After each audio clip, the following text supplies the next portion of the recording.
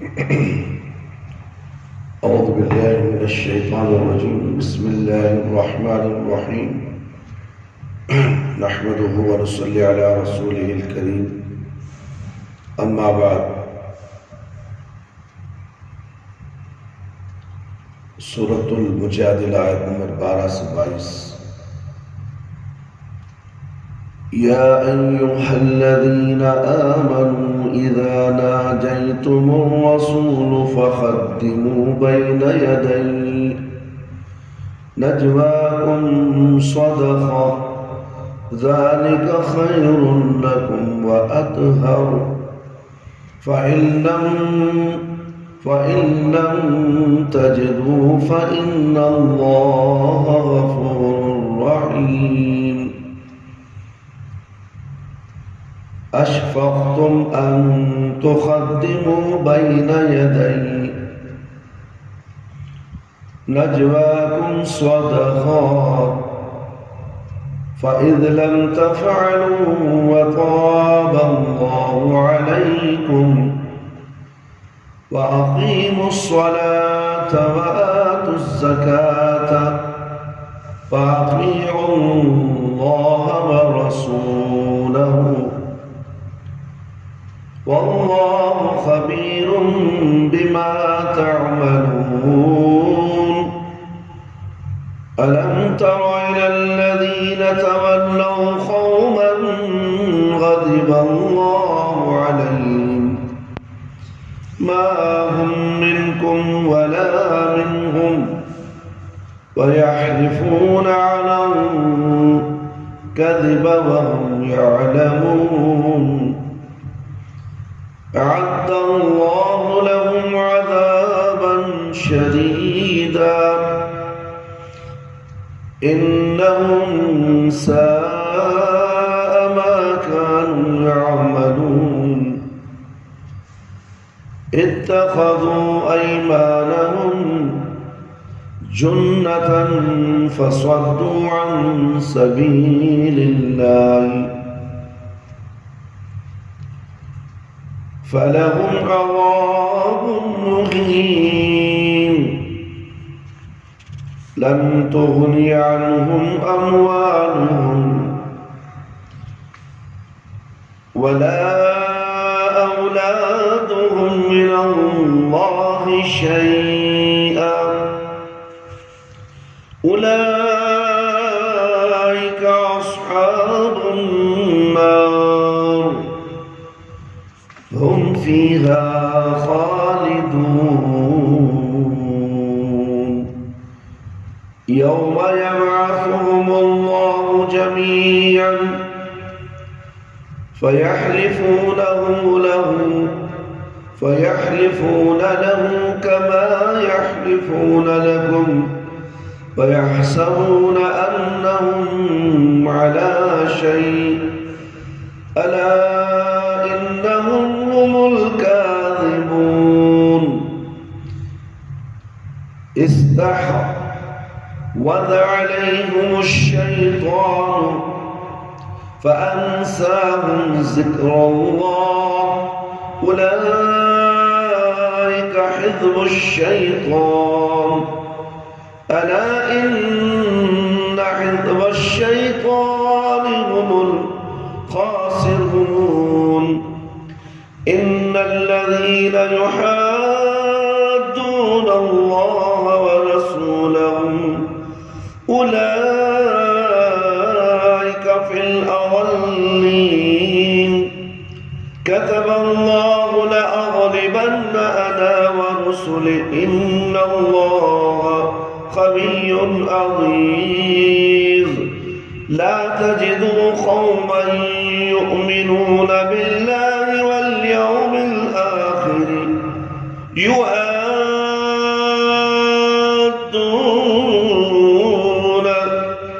من حاد الله ورسوله ولو كانوا آباءهم أو أبناءهم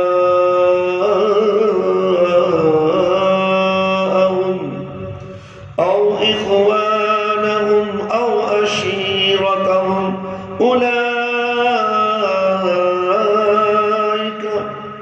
كتب في قلوبهم الإيمان وأيدهم بروح منه ويدخلهم جنات تجري من تحتها الأنهار خالدين فيها رضي الله عنهم ورضوا عنه أولئك حزب الله ألا إن حزب الله هم المفلحون.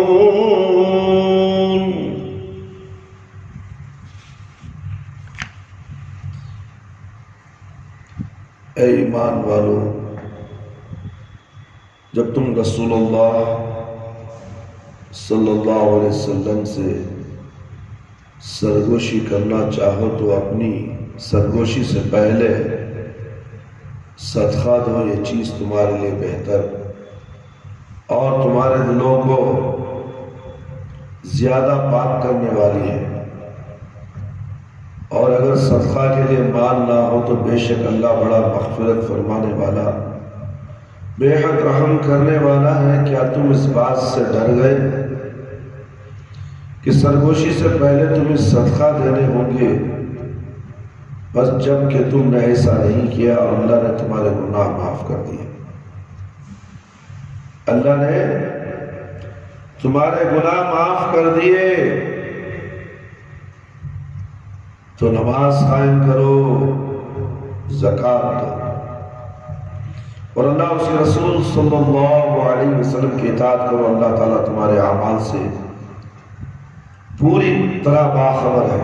کیا آپ نے ان لوگوں کو نہیں دیکھا جنہوں نے ایک ایسی قوم سے دوستی کر لی جس پر اللہ ناراض ہو چکا ہے؟ اللہ اکبر. نہ وہ لوگ تم میں سے ہیں نہ ان میں سے، اور جانتے ہوئے جھوٹی بات پر قسم کھاتے ہیں. اللہ نے ان کے لیے سخت عذاب تیار کر رکھا ہے. وہ بے شک بہت برے کام کرتے تھے، انہوں نے اپنی خصموں کو ڈھال بنا لیا، بس انہوں نے لوگوں کو اللہ کی راہ سے روکا، اس لیے ان کے لیے رسوا کن عذاب ہے. ان کا مال اور ان کی اولاد اللہ کے مقابلے میں انہیں کچھ بھی کام نہیں آئے گی. وہ جہنمی لوگ ہیں، وہ جہنم میں ہمیشہ رہیں. جس دن اللہ ان سب کو دوبارہ اٹھائے گا تو اس کے آگے اسی طرح قسم کھائیں گے جس طرح تمہارے سامنے کھاتے ہیں، اور سمجھیں گے کہ وہ اپنے آپ کو کچھ فائدہ پہنچا سکیں گے. آگاہ رہیے کہ وہی لوگ پکے جھوٹے ہیں. شیطان ان پر مسلط ہے اور ان کے دل سے اللہ کی یاد بھلا دی ہے. وہی لوگ شیطان کے گروہ کے افراد ہیں. آگاہ رہیے کہ شیطان کا گروہ ہی خسارہ اٹھانے والا ہے. بے شک جو لوگ اللہ اور اس کے رسول صلی اللہ علیہ وسلم کی مخالفت کرتے ہیں وہی لوگ ذلیل ترین قوموں میں سے ہیں. اللہ نے یہ بات لکھ دی ہے کہ یقیناً میں اور میرے پیغمبر انہیں غالب رکھیں گے. بے شک اللہ بڑی قوت والا زبردست ہے. جو لوگ اللہ اور یوم آخرت پر ایمان رکھتے ہیں انہیں آپ ان لوگوں سے محبت کرتے ہوئے نہیں پائیں جو اللہ اور اس کے رسول صلی اللہ علیہ وسلم کی مخالفت کرتے ہیں، چاہے وہ ان کے باپ ہو یا بیٹے ہو یا ان کے بھائی ہو یا ان کے خاندان والے ہو. انہیں لوگوں کے دلوں میں اللہ نے ایمان کو راسخ کر دیا ہے اور ان کی تائید اپنی نصرت خاص سے کی ہے، اور اللہ انہیں ایسی جنتوں میں داخل کرے گا جن کے نیچے نہریں جاری ہوں گی، ان میں وہ ہمیشہ رہیں گے. اللہ ان سے راضی ہو گیا، وہ اس سے راضی ہو گئے. وہی اللہ کی جماعت کے لوگ ہیں. اللہ کی جماعت کے لوگ کون ہیں معلوم ہے؟ اللہ جس سے راضی ہو گیا اور یہ اللہ سے راضی ہو گئے۔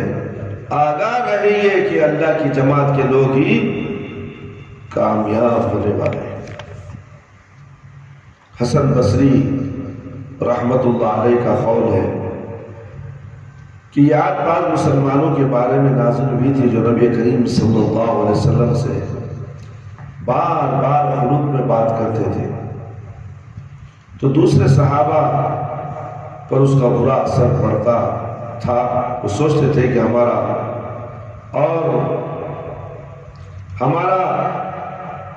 درجہ رسول صلی اللہ علیہ وسلم کے نزدیک کم ہے، اس لیے اللہ تعالیٰ نے رسول اللہ صلی اللہ علیہ وسلم سے سرگوشی کرنے سے پہلے صدقہ کرنے کا حکم دیا تاکہ آپ صلی اللہ علیہ وسلم سے سرگوشی کرنے والے کم ہو جائیں۔ زید بن اسلم کا قول ہے کہ یہاں یہود و منافقین کرتے تھے اور آپس میں کہتے تھے کہ محمد صلی اللہ علیہ وسلم کان کا کچا ہے، ہر ایک کی بات پر کان دھر لیتا ہے اور کسی کو اپنے ساتھ سرگوشی کرنے سے نہیں روکتا، اور مختلف صحابہ اکرام رضی اللہ عنہ پر اس کا برا اثر پڑتا تھا۔ شیطان ان کے دلوں میں شک ڈال دیتا تھا کہ شاید انہوں نے مسلمانوں کے کسی دشمن فوج کی بات کی ہے جو مسلمانوں سے جنگ کرنے کے لیے جمع ہو گئی ہے۔ تو اللہ تعالیٰ نے آیت نمبر 9 نازل فرمائی، لیکن یہود و منافقین اپنی شرارت سے باز نہیں آئے، تو اللہ تعالیٰ نے یہ آیت نازل فرمائی جس میں آپ صلی اللہ علیہ وسلم سے سرگوشی کرنے سے پہلے صدقے کا حکم دیا گیا۔ چنانچہ یہود و منافقین مخلص نہ ہونے کی وجہ سے اور مال کی محبت میں سرگوشی کرنے سے رک گئے، لیکن غریب مسلمانوں پر یہ حق شاخ گزرا۔ وہ نبی کریم صلی اللہ علیہ وسلم سے ضروری مسائل پوچھنا چاہتے اور صدقے کے لیے مال نہ ہونے کی وجہ سے آپ صلی اللہ علیہ وسلم سے بات نہ کر پاتے۔ وہ نبی کریم صلی اللہ علیہ وسلم تو آپ صلی اللہ علیہ وسلم سے بات نہ کر پاتے، چنانچہ چند ہی دنوں کے بعد صدقہ دینے کا حکم منسوخ ہو گیا اور مسلمانوں کو حکم دیا گیا کہ وہ نبی کریم صلی اللہ علیہ وسلم سے بات کرتے ہو اور ان کا غائب درجہ احترام کرے اور بات سے ادب ملحوظ رکھے۔ یاد رکھو، ماں باپ ہو، اساتذہ ہو، بڑے لوگ ہوں، عمر میں زیادہ لوگ ہیں تو ان سے بات کرنے کے لیے ادب و احترام کا لحاظ کرنا چاہیے۔ یہ پیارے نبی صلی اللہ علیہ وسلم کے شریعت میں سے میرے بھائی میرے دوست، اللہ تعالیٰ نے فرمایا ذالک خیر لکم وأطہر، یعنی نبی کریم صلی اللہ علیہ وسلم سے سرگوشی سے پہلے صدقہ دینا تمہارے لیے ہر طرح بہتر ہے، تمہیں اس کا کئی گنا اجر تو ثواب ملے گا اور تمہارے غریب مسلمان بھائیوں کا بھلا ہوگا۔ پھر اللہ نے فرمایا فَإِن لَمْ تَجِدُوا فَإِنَّ اللَّهَ غَفُورٌ رَحِيمٌ، اگر صدقے کے لیے تمہارے پاس مال نہ ہو تو کوئی حرج کی بات نہیں ہے۔ آیت نمبر 13 میں ان بعض مسلمانوں کی زجر و توبیخ کی گئی ہے جو فاقہ اور محتاجی کے ڈر سے صدقہ کرنے سے کتراتے تھے، اس لیے کہ اللہ کا تو وعدہ ہے کہ اس کی راہ میں خرچ کرنے والے کو کئی گنا بڑھا کر بدلہ دیتا ہے۔ فَإِذْ لَمْ تَفْعَلُوا وَتَابَ اللَّهُ عَلَيْكُمْ، الآیہ میں یہ حکم بیان کیا ہے کہ آپ صلی اللہ علیہ وسلم سے سرگوشی کرنے سے پہلے صدقہ دینا اب امر واجب نہیں بلکہ مستحب رہ گیا ہے، اس لیے اب جو شخص صدقہ ادا کر سکے اس کے لیے کوئی حرج کی بات نہیں، لیکن وہ اخلاص کے ساتھ، اس کے ساتھ اخلاص کے ساتھ اپنی نمازوں کی حفاظت کرے۔ فجر پڑھ لیا، ظہر چھوڑ ڈالے، ظہر پڑھ لیا، عصر چھوڑ لے، مغرب پڑھ لیا، خوش ہو گئے، مغرب کو نماز پاگا میں کیا حفاظت کریں گے نا؟ سب سے بڑا نماز کا چوری نے اللہ اور اللہ کے رسول صلی اللہ علیہ وسلم کی باتوں کا انکار کرنے والا، اللہ کا انکار کرنے والا اپنے کاموں کاج کے لیے تو دن بھر وقت نکالتا ہے، بدمعاش اور نماز کے لیے چوری کرتا ہے اور کہتا ہے کہ میں مسلمان ہوں، میرے جیسا مسلمان کوئی ہے ہی نہیں، میں نے مغرب پڑھ لی بھائی، موقع ملا عشاء بھی پڑھ لیا، میں فجر کو سو گیا، اللہ اکبر، فجر کو سو گیا، میں تھک گیا تھا، نہیں کام کر گو سو گا، کیا اللہ پر احسان کر رہا ہے؟ اللہ کے اوپر احسان کر رہا ہے کہ اللہ تیری نماز کا محتاج ہے یا تو اللہ کا محتاج ہے؟ نماز تو بس تیرے لیے تو پڑھتا ہے، تیری آخرت کے لیے تو نماز پڑھتا ہے، اور جنت کو جانے کے لیے نماز پڑھتا ہے، اور خبر میں عذاب سے بچنے کے لیے اور خبر میں نور پیدا کرنے کے لیے نماز پڑھتا ہے۔ تیرا فائدہ ہے نماز میں، اور تو یہ سمجھتا ہے کہ میں ایک پڑھوں دو چھوڑ دوں، تین پڑھوں ایک چھوڑ دوں، چار پڑھوں ایک چھوڑ دوں، ایک پڑھوں چار بھی چھوڑ دوں، پھر بھی نمازی؟ یا اخلاص کے ساتھ اپنی نمازوں کی حفاظت کرے؟ میرے بھائی میرے دوست، کہاں ہے وہ مسلمان جو نمازوں کی حفاظت کرنے والے؟ پورا محلہ سویا ہوا ہے، کتے باہر پھر رہی، محلہ گھر کا گھر کھڈر بن چکا ہے، کرونا کا عذاب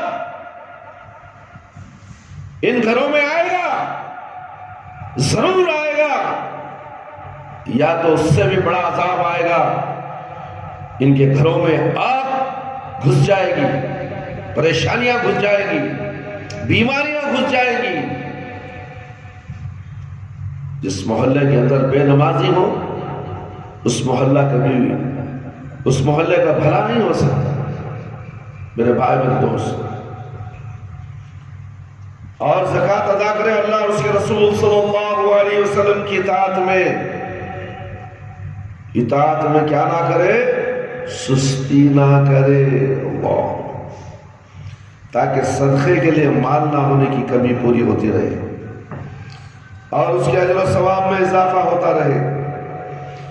جن دنوں یہ سورت مدینے میں نازل ہوئی، ان دونوں منافقین کا نفاق انتہا کو پہنچ چکا تھا، رات دن وہ لوگ یہودیوں کے ساتھ مل کر اسلام اور مسلمانوں کے خلاف سازشیں کرتے رہے اور ان نقصان پہنچانے کی ہر ممکن کوشش کرتے رہے تھے۔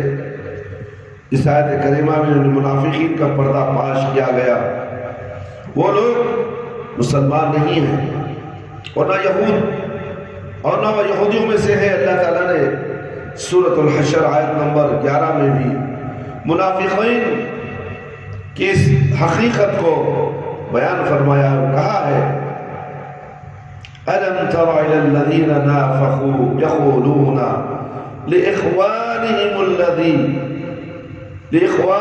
الَّذِينَ كَفَرُوا مِنْ أَهْلِ الْكِتَابِ لَئِنْ أَخْرَجْتُمُ لَنَخْرُجَنَّ مَعَكُمْ۔ کیا آپ نے منافقوں کو نہیں دیکھا کہ اپنے اہل کتاب کافر بھائیوں سے کہتے ہیں اگر تم جلا وطن کیے گئے تو ہم بھی تمہارے ساتھ ضرور نکل کھڑے ہوں گے۔ اور سورۃ النساء آیت نمبر 140 پر 3 میں فرمایا، مذبذبین بین ذلک لا الہ ہؤلاء ولا الہ ہؤلاء، وہ درمیان میں ہی معلق ڈگمگا رہے ہیں، نہ پورے ان کی طرف نہ صحیح طور پر ان کی طرف۔ وَيَحْلِفُونَ عَلَى الْكَذِبِ کی تفسیر ابن جریر طبری نے یہ بیان کیا کہ منافقین رسول اللہ صلی اللہ علیہ وسلم سے کہتے تھے ہم گواہی دیتے ہیں کہ آپ صلی اللہ علیہ وسلم اللہ کے رسول ہیں، لیکن حالانکہ وہ اپنی گواہی میں جھوٹے ہوتے تھے، یعنی وہ جانتے تھے کہ صدق دل سے یہ گواہی نہیں دے رہے ہیں۔ آیت نمبر 15 سے 19 تک انہی منافقین کا حال و انجام بیان کیا گیا ہے۔ اللہ تعالیٰ نے فرمایا کہ اس نے ان کے لیے بہت ہی شدید عذاب تیار کر رکھا ہے، اس لیے کہ ان کے کرتوت بہت ہی برے تھے، انہوں نے اپنی جانیں بچانے کے لیے اپنی جھوٹی قسموں کو ڈھال بنا لیا اور لوگوں کو در پردہ اللہ اور اس کے رسول صلی اللہ علیہ وسلم پر ایمان لانے سے روکتے رہے۔ آیت نمبر 16 میں فَصَدُّ عَنْ سَبِيلِ اللَّهِ کا ایک مفہوم یہ بھی بیان کیا گیا کہ وہ جھوٹی قسموں کی وجہ سے اپنے بارے میں اللہ کے حکم یعنی قتل سے بچتے رہے، لیکن آخرت میں اللہ کے رسول کو عذاب سے نہ بچ سکیں گے۔ آیت نمبر 17 میں اللہ تعالیٰ نے فرمایا کہ اس دن ان کے اموال اور ان کی اولاد انہیں اللہ کے مقابلے میں کوئی کام نہ آئے گی، اور نہ ان کا ٹھکانہ ہمیشہ کے لیے جہنم ہوگا۔ اللہ تعالیٰ نے فرمایا کہ جب قیامت کے دن اللہ تعالیٰ انہیں دوبارہ زندہ کرے گا تو نفاق میں اپنی مہارت اور رسوخ کی وجہ سے اللہ کے سامنے بھی اپنی صداقت و اخلاص ثابت کرنے کے لیے جھوٹی قسمیں کھانے لگیں گے۔ جس طرح دنیا میں جھوٹی قسموں کے ذریعے مسلمانوں کو باور کراتے تھے، اور وہ بھی مخلص مسلمان ہیں، اور بھول جائیں گے کہ وہ آخرت میں جھوٹی قسمیں اس علام الغیوب کے سامنے کر رہے ہیں جس سے کوئی چیز مخفی نہیں ہے، اور خوش فہمی میں مبتلا ہوں گے کہ ان کی جھوٹی قسمیں انہیں کچھ فائدہ نہیں پہنچائے گی۔ آیت کے آخر میں ان کے عمل کی شناخت بیان کرنے کے لیے اللہ تعالیٰ نے کہا الا انہم هم الکاذبون، ان سے بدترین جھوٹا کوئی نہیں ہو سکتا۔ اپنی جھوٹی قسموں کے ذریعے علام الغیوب کو اپنے سچے ہونے کا یقین دلانا چاہتے ہیں۔ اللہ تعالیٰ نے فرمایا کہ ان کے دل و دماغ پر شیطان مسلط ہو گیا ہے، جس کے سبب جھوٹ بولنا ان کی فطرت ثانیہ بن گئی ہے۔ دنیا کی رنگینیوں عارضی لذتوں میں ڈوب گئے ہیں اور اللہ کی یاد سے یکسر غافل ہو گئے۔ آخر میں فرمایا کہ جو اوصاف رذیلہ اور صفات خبیثہ اوپر بیان کی گئی ہے، ان سے متصف لوگ ہی دراصل شیطان کی جماعت کے لوگ ہیں جو سرزمین میں فساد پھیلانے میں اس کی پیروی کرتے ہیں، لیکن انہیں جان لینا چاہیے کہ شیطان ان کے کام نہیں آئے گا اور دونوں جہاں کی سعادتوں سے محروم رہیں گے۔ آیت 5 کی تفسیر میں ان الذین یحادون اللہ ورسولہ تفسیر گزر چکی ہے، وہاں اللہ اور اس کے رسول صلی اللہ علیہ وسلم کے دشمنوں کا انجام بتایا گیا ہے کہ اللہ تعالیٰ انہیں ذلیل و رسوا کرے گا، اور یہاں بھی ایسے لوگوں کا تقریباً ویسا ہی انجام بتایا گیا ہے کہ وہ دنیا اور آخرت دونوں جگہ ذلیل ترین لوگ ہیں، انہیں کبھی بھی عزت نہیں مل سکتی، نہ دنیا میں نہ آخرت میں۔ بہرحال غالب اللہ اور اس کے رسول ہی رہیں گے، ذلیل و رسوا شیطان کے پیروکار ہوں گے، اس لیے کہ اللہ تعالیٰ سب سے زیادہ قوی اور زبردست ہے، اس پر کوئی غالب نہیں آ سکتا۔ اللہ اور اس کے رسول صلی اللہ علیہ وسلم کے دشمنوں کا ذکر کیے جانے کے بعد اب ان اہل ایمان کا ذکر کیا جا رہا ہے جو کسی بھی حال میں اللہ کے دشمنوں سے دوستی نہیں کرتے ہیں، اس لیے کہ ایمان باللہ اور اللہ اس کے رسول کے دشمنوں کی محبت ایک دل میں جمع نہیں ہو سکتی۔ یاد رکھ لو، کان کھول کر سن لو، اللہ سے محبت کرنے والا اور اللہ کا دشمن یہ گھر میں بھی نہیں رہ سکتے، یہ ایک میان میں تو تلواریں نہیں رہ سکتی۔ کیسے ہو سکتا ہے میرے بھائی میرے دوست، اور اللہ کا دشمن بھی ہو وہ ہمارا دوست بھی ہو؟ اللہ اکبر، کتنے گھر ایسے ہیں جو اللہ کے نافرمان ہیں، فرما بردار بھی ہے، نافرمان بھی ہے، گھروں میں بسے ہوئے بھی ہیں۔ اللہ اکبر، یہ اللہ کا عذاب ہے میرے بھائی میرے دوست، یہ اللہ کی آزمائشوں میں سے ایک آزمائش ہے۔ اور مقصود اس آیت کریمہ سے اللہ اور اس کے رسول صلی اللہ علیہ وسلم کے دشمنوں کی دوستی سے ممانعت میں مبالغہ ہے، یعنی مومن کو کافروں کے ساتھ اٹھنے بیٹھنے اور ان کے ساتھ اختلاط سے بالکل اجتناب کرنا چاہیے، اور اس معاملے میں مومن کے دل میں ذرا سی بھی لچک نہیں پیدا ہونی چاہیے۔ اسی بات کو مبالغہ کی حد تک ذہن نشین کرانے کے لیے اللہ تعالیٰ نے فرمایا کہ چاہے وہ اللہ کے دشمن تمہارے باپ، تمہارے بیٹے، تمہارے بھائی یا دیگر قریبی رشتہ دار ہی کیوں نہ ہو، کیونکہ ایمان مومن سے تقاضا کرتا ہے کہ اللہ کے دشمنوں سے کسی طرح کا تعلق نہ رکھا جائے۔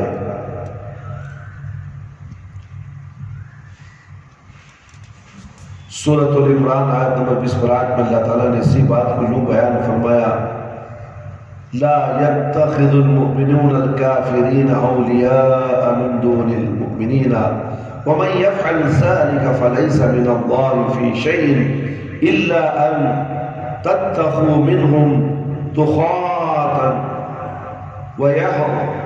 ويحذركم الله نفسه۔ مومنوں کو چاہیے کہ ایمان والوں کو چھوڑ کر کافروں کو اپنا دوست نہ بنائے۔ جو ایسا کرے گا وہ اللہ کی حمایت میں نہیں، مگر یہ کہ ان کے شر سے کسی طرح بچاؤ مقصود ہو، اور اللہ تمہیں اپنی ذات سے ڈرا رہا ہے۔ حافظ ابن کثیر رحمۃ اللہ علیہ نے سعید بن عبدالعزیز وغیرہ کے حوالے سے لکھا ہے کہ یہ آیت ابو عبیدہ بن بالجراح کے بارے میں نازل ہوئی تھی، جنہوں نے میدان بدر میں اپنے باپ کو قتل کر دیا تھا، اور ابو بکر صدیق رضی اللہ تعالیٰ عنہ کے بارے میں جنہوں نے اس دن اپنے بیٹے عبد الرحمن کو قتل کر دینا چاہا تھا، اور مصعب بن عمیر کے بارے میں جنہوں نے اس دن اپنے بھائی عبید بن عمیر کو قتل کر دیا تھا، عمر بن خطاب کے بارے میں جنہوں نے اس دن اپنے ایک قریبی رشتہ دار کو قتل کر دیا تھا، اور حمزہ، علی اور عبیدہ بن الحارث کے بارے میں نازل ہوئی تھی، جنہوں نے اس دن عتبہ، شیبہ، ولید بن عتبہ کو قتل کر دیا تھا۔ اللہ تعالیٰ نے ایسے مومنوں کے بارے میں فرمایا کہ اس نے ان کے دلوں میں ایمان کو راسخ کر دیا ہے، اور دنیا میں انہیں اپنی نصرت خاص سے نوازا ہے، یعنی ان کے دشمنوں کو مغلوب کیا ہے۔ آیت میں روح سے بعض لوگوں نے اللہ کی خاص مدد مراد لی ہے، بعض نے نور قلب، بعض نے قرآن، بعض نے جبرائیل، اور بعض نے ایمان مراد لیا ہے۔ مقصود یہ ہے کہ اللہ تعالیٰ اسے راسخ الایمان لوگوں کو دنیا میں ضائع نہیں ہونے دیتا، ان کی نصرت و تائید ان کے ساتھ ہوتی ہے، اور آخرت میں ان کا مقام جنت ہی ہوگا، جس کے نیچے نہریں جاری ہوں گی، اور جس میں وہ ہمیشہ رہے گا، اور ان کا اللہ ان سے راضی ہو جائے گا، ان پر اپنی رحمتوں کی بارش نازل کرے گا۔ وہ مومنین اپنے رب کی گناہ گو نعمتیں پا کر اس سے خوش ہو جائیں گے۔ اللہ تعالیٰ نے فرمایا کہ دنیا میں یہی لوگ اللہ کی جماعت کے افراد ہیں، اس کے عوامر کی اتباع کرتے ہیں، اس کے دشمنوں سے قتال کرتے ہیں، اور اس کے دوستوں کی مدد کرتے ہیں، اور اس میں ہمیشہ کی اور اس میں شبہ کی کوئی گنجش نہیں ہے کہ اللہ کی جماعت کے لوگ ہی دنیا اور آخرت میں سعادت اور کامیابی پانے والے ہیں۔ وباللہ توفیق۔ اللہ تعالیٰ سے دعا ہے کہ اللہ تعالیٰ مجھے اور آپ تمام کو تمام قرآن و حدیث کی باتیں جو ہم نے آپ کے سامنے سورۃ المجادلہ کا اختتام جو سورت ختم ہوئی ہے اس کا ترجمہ بھی پیش کیا، اور تفسیر بھی تفصیلاً آپ کے سامنے پیش کر دی گئی ہے۔ اس لیے اللہ سے محبت کیجئے، اللہ کے احکامات و اوامر پر عمل کیجئے، اور اپنے نمازوں کی حفاظت کیجئے، تاکہ اللہ تعالی ہمیں دنیا اور آخرت میں بھلائیوں سے نوازے۔ اللہ تعالیٰ دشمن کے سامنے ہمیں سرخ رو کرے، اور قیامت کے دن اللہ تعالیٰ ہمیں رسوائی سے بچا لے۔ اللہ تعالیٰ ہم سب کو 5 وقت نمازی بنا دے، وقت پر نماز پڑھنے والا بنا دے۔ وآخر الدعوانا ان الحمد للہ رب العالمین۔ یا